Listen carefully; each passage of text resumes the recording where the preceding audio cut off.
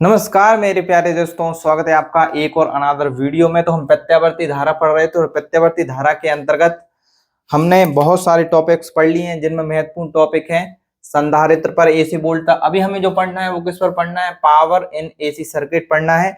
और हमने संधारित्र पर एसी वोल्टेज पढ़ ली थी, इसके अलावा प्रतिरोध पर पढ़ी थी और धारिता पर पढ़ी थी। वो हमने इसलिए पढ़ी थी क्योंकि हमें एलसीआर परिपथ को पढ़ना है, जो कि बहुत ही मोस्ट आईएमपी हमारा टॉपिक है।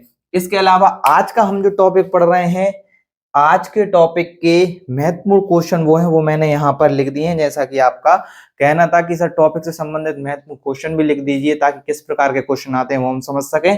तो हमने यहाँ पर ये लिख दिए हैं। इसमें एक ये न्यूमेरिकल है, इस न्यूमेरिकल को भी हम इसके बाद सॉल्व करेंगे, किस प्रकार से ये सॉल्व होगा। तो आपको बहुत अच्छे तरीके से समझना है, बिल्कुल स्टेप बाय स्टेप आपको समझते चलना है, किसी प्रकार की कोई दिक्कत नहीं होना चाहिए। इसको हमको ऐसे पढ़ना है ताकि हमको कोई और वीडियो ना देखना पड़े, एक बार में हमको पूरा स्टेप बाय स्टेप समझना है। वीडियो यदि स्लो लगे तो थोड़ी सी उसको तेज कर लिया करे, ठीक है, लेकिन आपको पूरा बिल्कुल स्टेप बाय स्टेप समझना है। चलिए चलते हैं। चलिए सबसे पहले हम इसको समझते हैं कि ये होता क्या है। आज हमें पढ़ना है प्रत्यावर्ती धारा परिपथ में औसत सामर्थ्य, या फिर इसको प्रत्यावर्ती धारा परिपथ में आप शक्ति भी बोल सकते हो, ठीक है।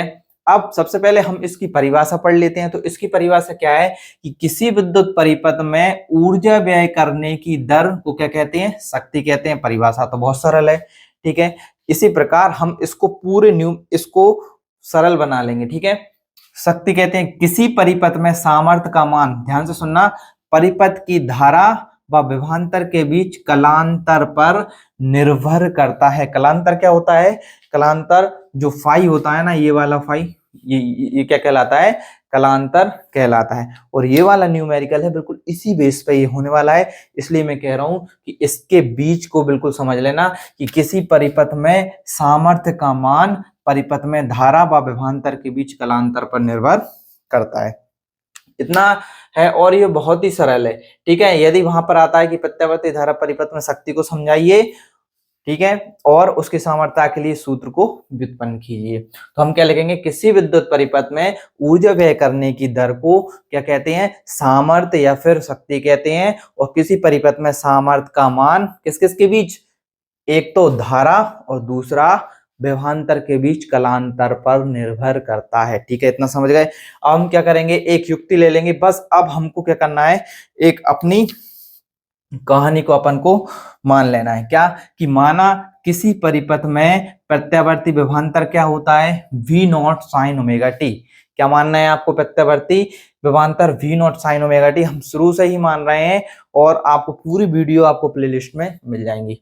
तो V naught sine omega T, और यदि हम धारा को बोलें तो धारा क्या लेते हैं हम? I nought sine omega T. यहाँ पर ये I नॉट और V नॉट क्या है? शिखर मान। I नॉट और V नॉट क्या है? शिखर मान। ये हमने पहले बहुत अच्छे से अपन ने डिटेल में पढ़ा हुआ है। अच्छा, इसके बाद और कौन कौन से टॉपिक हैं? इसके बाद हमारा है एक है एलसीआर, और इसके बाद है एक है ट्रांसफर। ये दोनों और इससे संबंधित कुछ न्यूमेरिकल है। बस ये 3 टॉपिक और हमारे इसके बाद रह जाएंगे, ठीक है। तो चलिए चलते हैं।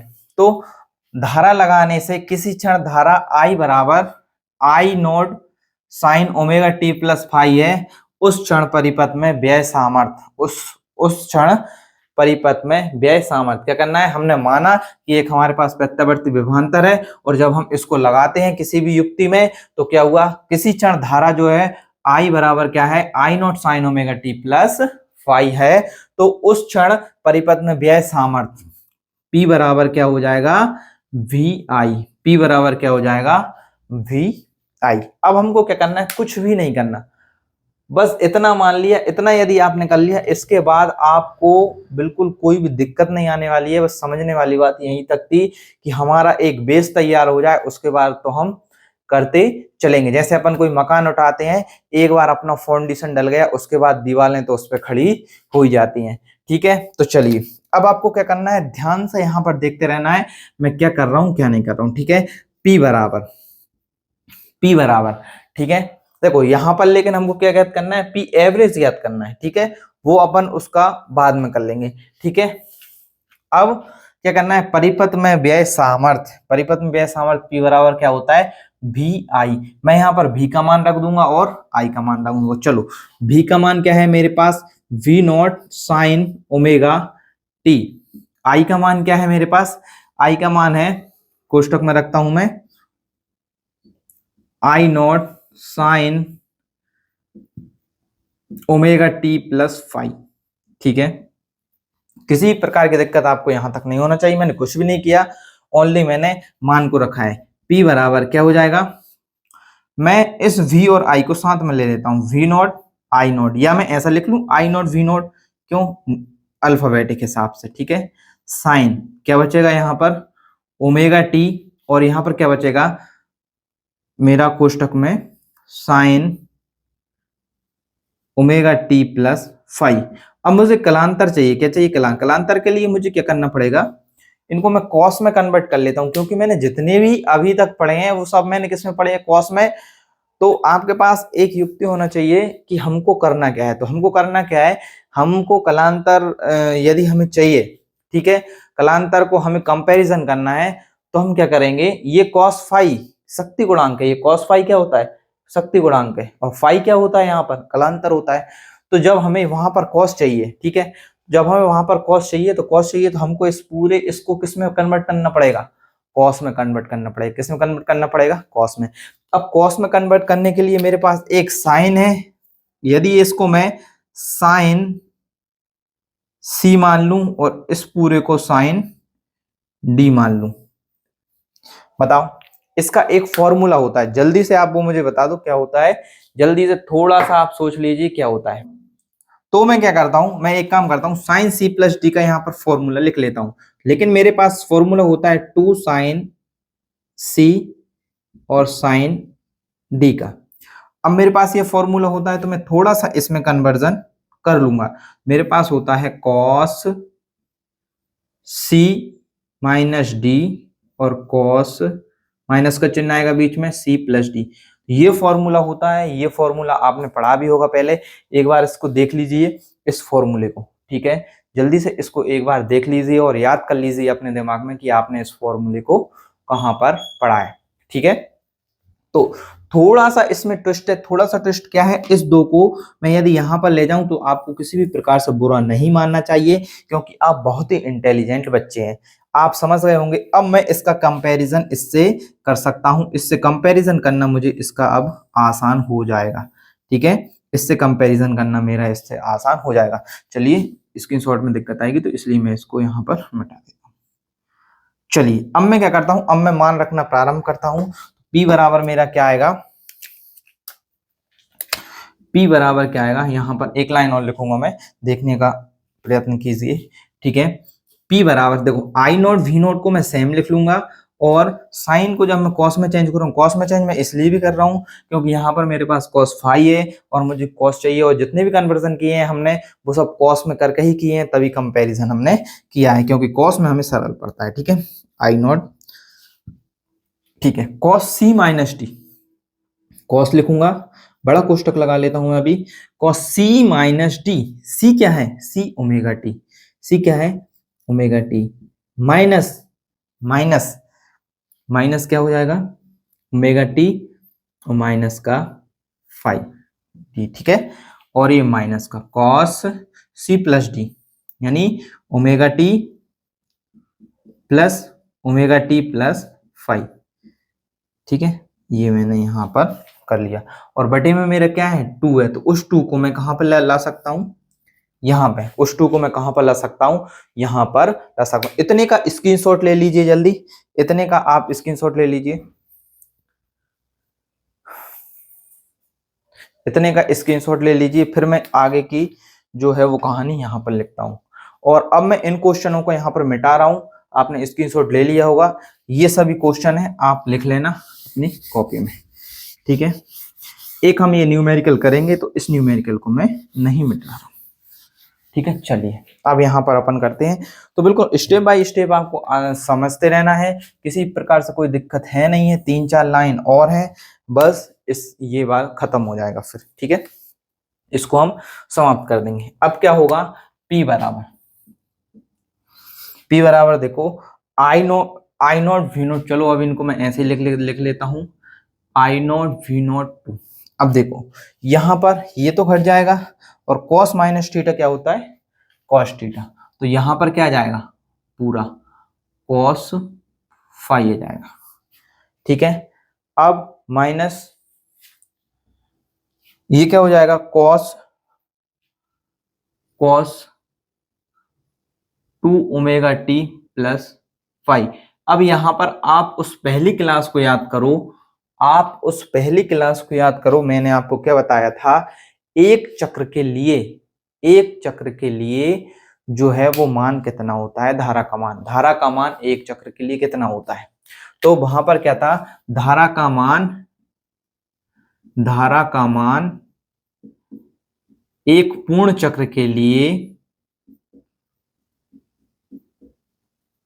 एक पूर्ण चक्र के लिए क्या निकला था, जीरो निकला था। क्या निकला था, जीरो। ठीक है, क्या निकला था, जीरो। तो P बराबर, ये क्या है, दो धाराएं हैं यहाँ पे। ठीक है, एक धारा के लिए जब जीरो होता है, दो धारा के लिए भी क्या होगा, जीरो। अब देखो यहां पर थोड़ा सा ट्विस्ट, थोड़ा सा मैं इसको चेंज करने वाला हूं। क्या मैं टू को √2 लिख सकता हूं, बिल्कुल सर लिख सकते हो, √2 अब क्यों लिख रहे हैं, चलिए उसका भी अपन अब भी हल मालूम कर लेंगे। चलिए मैं इनके अपॉन में √2 दे देता हूं, एक √2 इसको दे दिया, एक √2 इसको, गुणा में है मैं किसी को भी दे दूं, ये दो इसको भी दे सकता हूं, ये दो इसको भी दे सकता हूं, किसी प्रकार से कोई दिक्कत नहीं है। ठीक है, कॉस फाई अकेला बचेगा और यहां पर क्या जाएगा, जीरो। अब देखो चूंकि चूंकि चूंकि चूंकि हम जानते हैं कि आई नोड अपॉन √2 क्या निकला था वहां पर, IRMS, और V नोड अपॉन √2 क्या निकला था, क्या निकला था, VRMS। ठीक है, तो P बराबर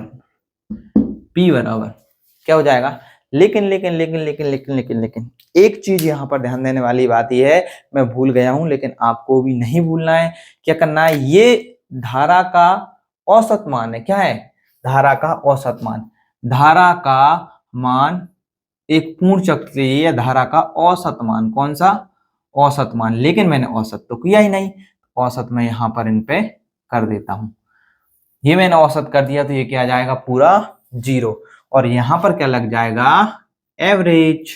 ठीक है, औसत एवरेज। ठीक है, यहां पर ये इतना आपको यहां पर याद रखना है। अब क्या करना है मुझे, इसको IRMS लिख दूंगा, इसको VRMS लिख दूंगा और cos फाई लिख दूंगा, और यही तो मुझे प्रूफ करना था। और यहां पर cos फाई क्या है, cos फाई हमारा शक्ति गुणांक है। क्या है, cos फाई हमारा शक्ति गुणांक है, और भैया मुझे यही सिद्ध करना था, यहां पर क्या लिख दूंगा, यही सिद्ध करना था। तो बिल्कुल सिंपल है, किसी प्रकार की कोई दिक्कत है नहीं आपको, और लेने की जरूरत भी नहीं है। चलिए एक बार और मैं इसको रिपीट कर देता हूं, बिल्कुल से हमने क्या किया है क्या नहीं किया है। तो किसी परिपथ में ऊर्जा व्यय करने की दर को क्या कहते हैं, हम सबसे पहले सामर्थ्य कहते हैं। तो मैंने यही लिखा कि किसी विद्युत परिपथ में ऊर्जा व्यय करने की दर को क्या कहते हैं, शक्ति या सामर्थ्य कहते हैं। किसी परिपथ में सामर्थ्य का मान, किसी परिपथ में सामर्थ्य का मान धारा व विभवांतर के बीच कलांतर पर निर्भर करता है। ध्यान रखने योग्य बात है, धारा व विभवांतर के बीच, ये धारा ली है मैंने, ये विभवांतर ली है, इन दोनों के कलांतर cos फाई पर कैसे निर्भर करता है, अब भी हल में आपको बताऊंगा जब इसको मैं सॉल्व कराऊंगा। ठीक है, तो माना किसी परिपथ में प्रत्यावर्ती विभवांतर V बराबर V naught sine omega T हो, टी लगाने से जब हमने किसी को विभवांतर दिया तो उसमें धारा क्या हो गई, I प्रवाहित हो गई, और जो कि हमने मानी I nought sine omega T plus phi, उस क्षण परिपथ में व्यय सामर्थ्य क्या हो जाएगा, P बराबर VI, और यहाँ पर मैंने P का मान रखा, V का मान रखा, एक फॉर्मूला यूज किया साइन C साइन D, और यहाँ पर इसको पूरा सॉल्व किया तो मैंने P एवरेज बराबर IRMS VRMS cos थीटा आ गया। उम्मीद करता हूं मैं आपको ये पूरा सॉल्व समझ आया होगा, और अब आप इसको ज्यों का त्यों आपको सॉल्व करना है, इसी प्रकार से आपको वहां पर सॉल्व करना है। अब थोड़े से की पॉइंट हमको याद रखना है। सबसे पहले आप ले लीजिए इसका स्क्रीनशॉट।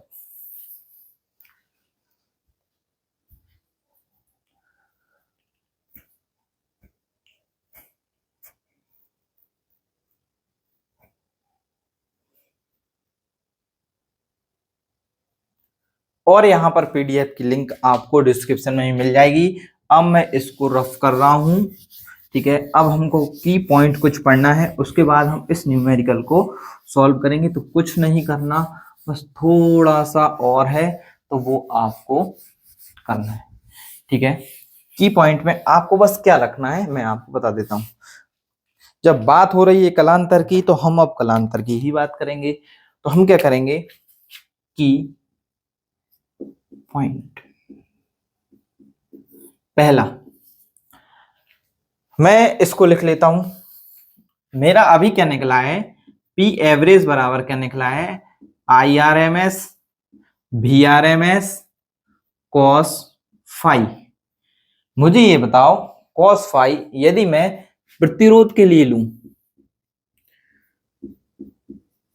प्रतिरोध के लिए, प्रतिरोध के लिए जब आपने निकाला था वहां पर, जब आपने सर्किट में यहां पर ऐसा इस प्रकार से आपने प्रतिरोध लगाया था, तो आप मुझे ये बताओ कि वहां पर जो फाई का मान निकला था वो कितना निकला था, फाई का मान कितना निकला था, कितना निकला था आप मुझे ये बताओ। और अपन ने एक और संधारित्र, और यहां पर मैं दूसरा किसके लिए निकालूंगा, धारिता व संधारित्र, संधारित्र के लिए।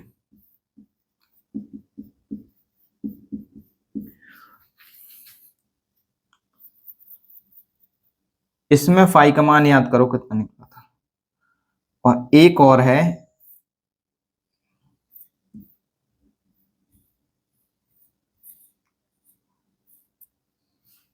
इसमें धारा और विभवांतर में क्या निकला था।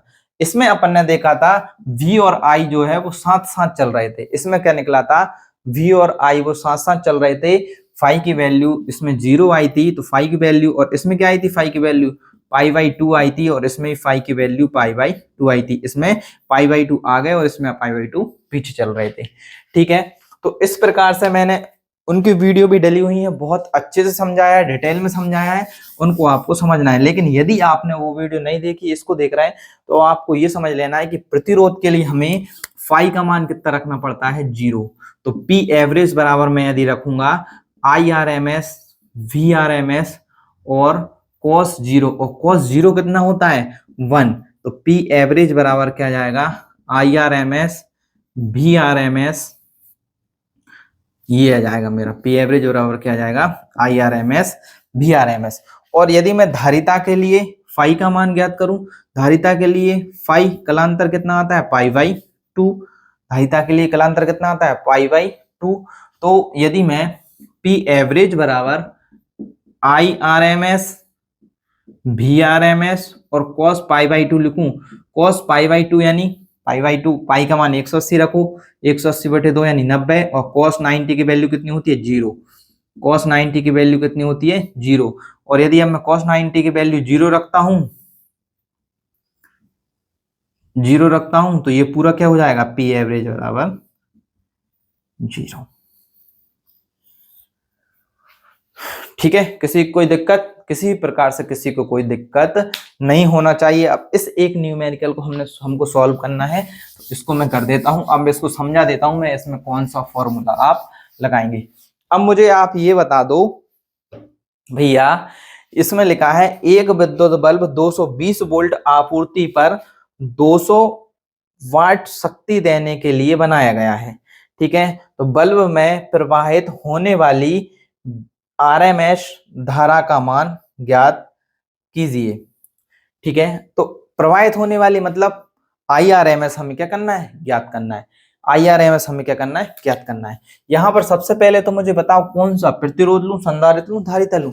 वहां पर साफ साफ लिखा है, जब भी बल्ब बल्ब वगैरह की बात आ जाए तो हमें ध्यान देना है, ये तो किससे संबंधित होता है, प्रतिरोध से संबंधित होता है, ठीक है। तो यहाँ पर हम लिख लेंगे, इसको क्या करेंगे, सॉल्व करेंगे, इसको क्या करेंगे, सॉल्व करेंगे। और जब भी हम इसको सॉल्व करेंगे तो हमको क्या करना है, अब आप देखो सबसे पहले हम लिख लेंगे विद्युत बल 220 वोल्ट, वोल्ट, ठीक है, 220 वोल्ट आपूर्ति पर 200 वाट शक्ति। तो ये मेरा पी एवरेज का मान यहाँ पर क्या है, पी एवरेज का मान क्या है यहाँ पर 200 वाट। और यहां पर मेरे पास VRMS का मान कितना है, आप जब भी शब्द आ जाए कि आपूर्ति पर, तो आपको क्या करना है, वो आपका VRMS का ही मान है कितना, 220 वोल्ट। और वैसे भी 220 यदि नहीं भी होगा तो आपका वोल्टेज कितना होता है, विभवांतर कितना होता है, 220 जो हमारे घरों में आता है वोल्टेज, ठीक है। और यहाँ पर IRMS की वैल्यू हमें क्या ज्ञात करना है, ज्ञात करना है, क्योंकि वही तो हमें निकालना है। यहाँ पर हम जानते हैं पी एवरेज बराबर, प्रतिरोध के लिए पी एवरेज बराबर क्या होता है, IRMS और इंटू VRMS, ठीक है। यहां से मैं IRMS की वैल्यू निकालूंगा तो क्या करूंगा, इसको यही रहने दूं और इसको नीचे ले आऊं, तो ये पी एवरेज के कहां जाएगा, नीचे आ जाएगा, VRMS, IRMS की मेरी वैल्यू निकल गई। तो IRMS बराबर क्या हो जाएगा मेरा, पी एवरेज, पी एवरेज की वैल्यू कितनी है 200, VRMS की वैल्यू कितनी है 220 वोल्ट, ठीक है। इसको मैं काट लूंगा, 2 से काटूंगा, 2 एकम 2, 2 एकम 2, मतलब 2 दाम 20, 2 एकम 2, 2 एकम 2। IRMS कितना आ जाएगा 10/11 एम्पियर। इसको आप दशमलव में भी ला सकते हो, धारा का मान किस में होता है, एम्पियर में। तो ये आपका क्या हो जाएगा, आंसर हो जाएगा। बहुत ही सरल था, न्यूमेरिकल भी बहुत आपका सरल था, पूरा टॉपिक आपका सरल था। और अब आप मुझे बताइए कि यहाँ पर आपको क्या दिक्कत आई, क्या नहीं आई, कमेंट बॉक्स में कमेंट करना। और वीडियो यदि पसंद आई हो तो लाइक जरूर कर देना। जल्दी मिलेंगे हम नेक्स्ट क्लास में, उसमें हम पढ़ने वाले हैं LCR को, और ये बहुत ही मोस्ट IMP टॉपिक है। LCR से क्वेश्चन हर साल पूछा जा रहा है, और इससे संबंधित न्यूमेरिकल भी हम बहुत सारे करेंगे। तो इसके लिए कुछ महत्वपूर्ण सूत्र हैं, सबसे पहले हम उनको पढ़ेंगे और फिर बाद में हम LCR को पढ़ेंगे। और एक बार अभी तक हमने जो पढ़ा है वो पूरा रिवीजन भी हम LCR के साथ कर लेंगे। तो नेक्स्ट वीडियो जो है वो लगभग 40 से 50 मिनट की होगी, तो आप बिल्कुल हिम्मत बांध के आपको बैठ के रहना है, उसी प्रकार से आप आना। चलिए मिलेंगे जल्दी नेक्स्ट वीडियो में।